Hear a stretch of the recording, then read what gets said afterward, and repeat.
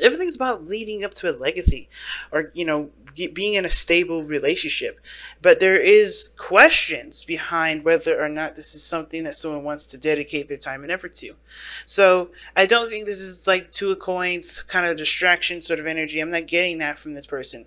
Not getting that from one of the people anyway. But I do feel like there is something here. There is something here regarding like avoidance, not looking at situations. It's weird because before I was like, oh, somebody may have offered something wonderful to someone else, right? Somebody may have offered their hand in marriage of some sort, which would have been cool.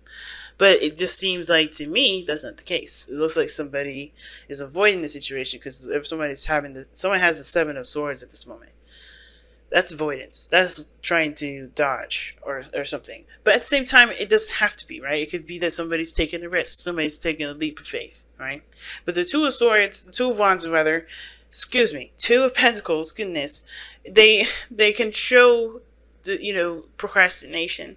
It can show, looking, at everything but what your heart wants. And everybody's looking for a practical space. Everybody's looking to feel safe. Everyone's looking to be stable. Everyone wants something that's going to represent the relationship, or at least stand the test of time. Somebody wants to. Yeah, a lot of people. Some people don't want to be in a relationship, but some people also. Some people, especially regarding this relationship, they want to go up. They want to get to a better place in their life with their relationship. They want to get married. They want to have kids. They want to expand. But somebody's trying to figure out whether or not it's worth that. Somebody's juggling a situation, trying to keep everything balanced to get to that point. But in order for things to happen, to manifest, you have to be conscious and be living in your truth, and not just like living by your moral code or anything but like that, but living by how you feel. Being true to how you feel, communicating, expressing, and being true to how you feel. And I think that's one of the biggest messages for today, because before we start, pick the side that resonates with you. But this person on this side here is definitely looking at reevaluating, or they're the Seven of Cups can either mean reevaluation, or it can indicate that this person here is trying to figure out what else is needed to be done in their relationship. Of course, I think this person may be taking a risk here rather than avoiding the situation, or they may be avoiding a situation because they're reevaluating something. And it all has to do with going back to the past, right? Where they were last happy, how they felt in the past with this person. They're wanting to probably get to this point again, or get to a place where they are, this happy. But looks like they come a long way with this relationship. They really have. And how they think of this relationship is that, yeah, it's a work in progress. They don't know if they really want to continue, or this person doesn't know what other, trying to find other work to do, trying to figure out what else they need to do to expand it. What else do they need to do to, put work into it, to grow it, to nurture it, to love it?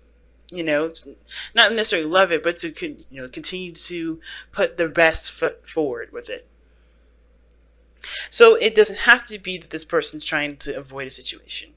It could, right? And at the same time, this person may be very financially focused. So this person may look like they're trying to avoid a situation, or trying to get out of dodge, or trying not to focus on a situation head on, when they're actually really trying to, do the best that they can with what they got, what they know about their finances, to be in a situation where they're financially stable to support a relationship that can go beyond this phase.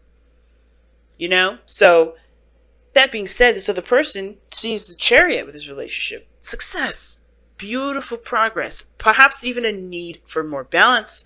But there is so much that this relationship has overcome. And there's so much, there's a great understanding that there is so much, success and, potential, happiness with this relationship.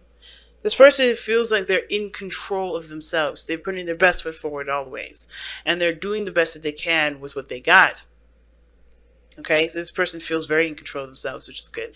Cancer, this is your card as well. This is a card that you loan your energy to. And this is, And the reason why is because it's about balancing your head and your heart.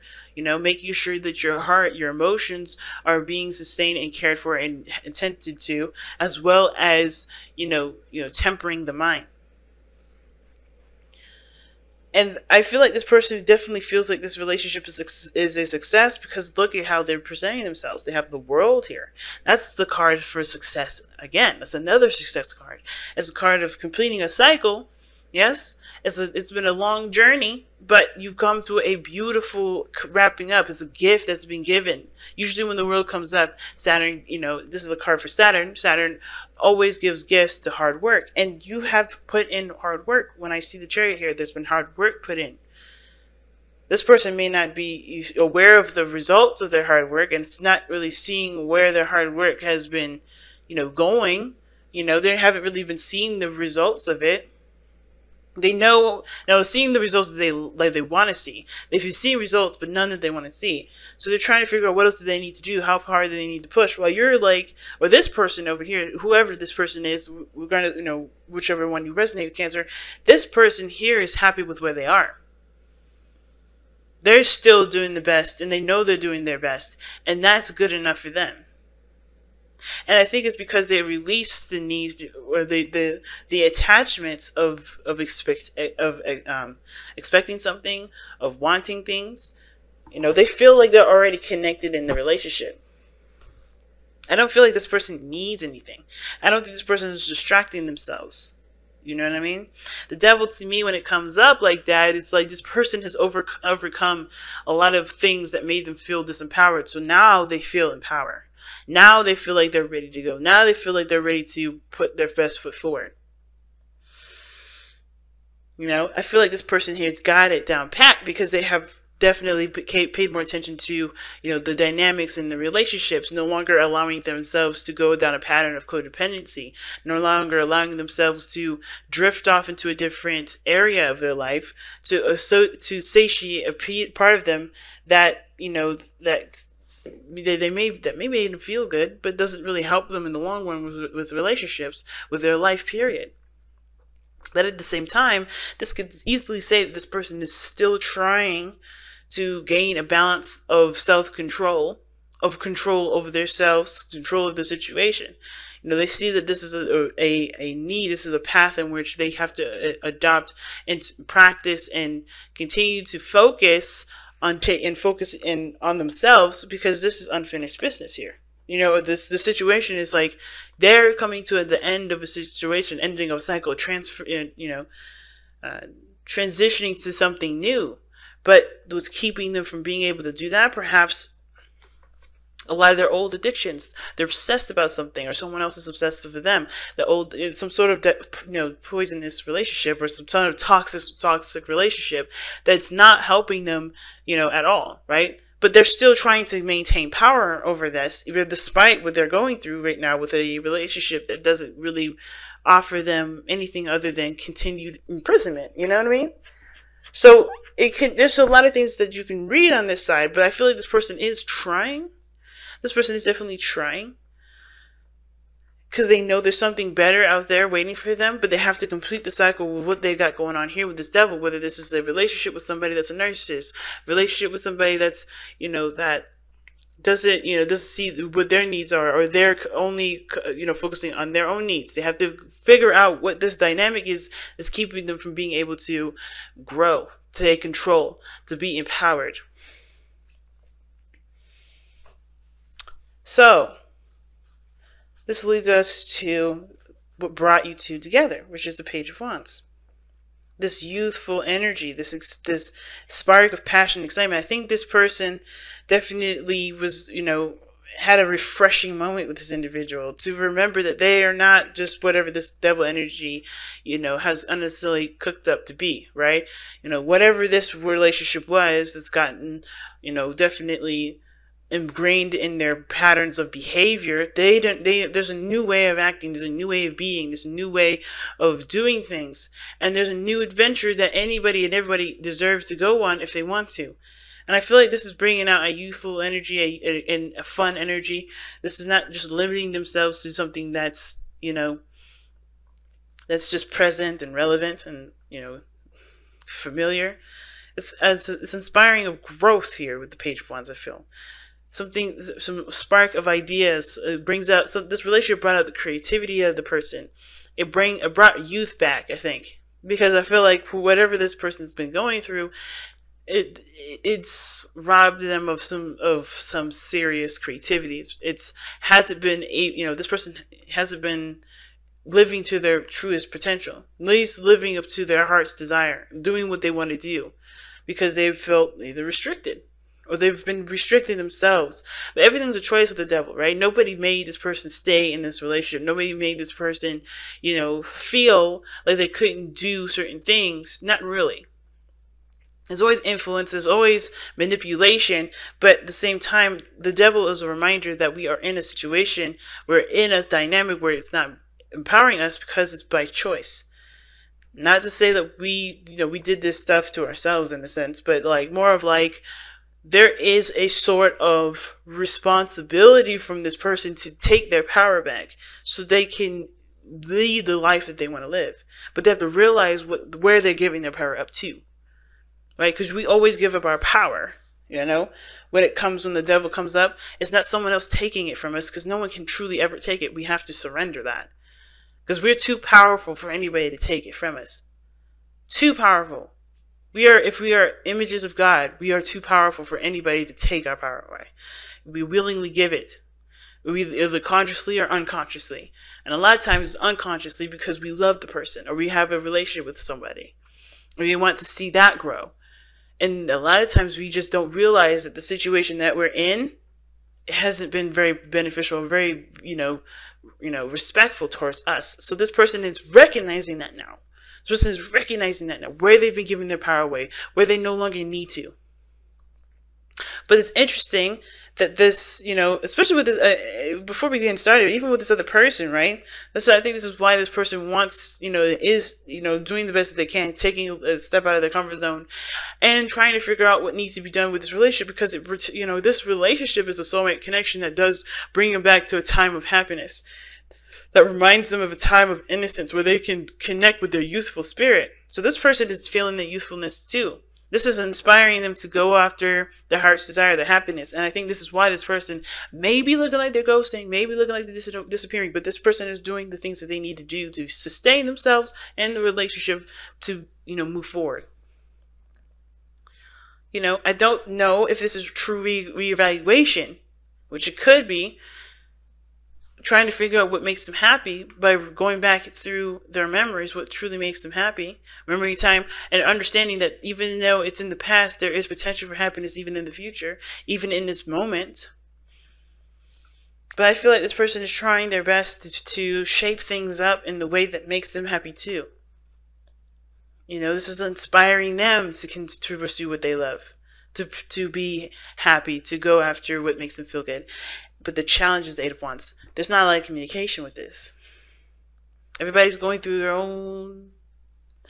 own stories right now, but nobody knows what's going on. This person's probably ghosted. I think it's temporary here because they're doing what they need to do at this moment to, at least figure out what they want. Remember, at a time of innocence or whatever, but there's not a lot of communication. There's no progress being moved forward. There was a spark of passion, something definitely going, but then it died really fast. There's no communication, there's no nothing. And I don't know why, other than, everybody's having their own side of the story that they are dealing with. This person reevaluating, this person trying to take their power back, or most importantly, they have their power back and they're just lavishing in their new world, right? Because they got out of a difficult situation, or a situation where they felt like they didn't have any power for a while. Well, they have it back now, and they're enjoying it while they have it, kind of in a way to just kind of wait for this person to return. But usually the Seven of Coins would indicate waiting too. But this is figuring out what needs to be done. This is kind of reevaluating, figuring out what work needs to be put into the relationship for it to be stable. But I feel like the thing that we got going on here is communication. Progress. Things moving forward. Things moving fast. It could be that things are moving very fast and it's overwhelming to both parties. It could be that too. But it could also indicate that too, right? There's not a lot of communication because there's a lot of looking at some things either need to be taken care of or they honestly are just distraction tactics. Keeping the person away from a stable relationship because everybody's afraid of being tied down again. Of course, there was happiness with this relationship, but you have to think this was in the past. There was happy times, but what caused this person to not have this happy time anymore with the person that they're remembering or with the relationship that they're remembering? Which is bringing them back to this period of, I don't know if I could get back into a relationship again. Perhaps that's why they ghost. That's why they disappear. That's why they don't communicate. That's why they're distanced.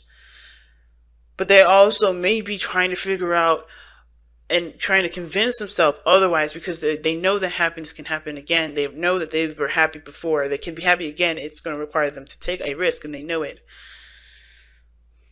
But they're dealing with the details right at this moment, and instead of just going with their heart and going with it, because the Eight of Wands is all passion, it's all flowing through.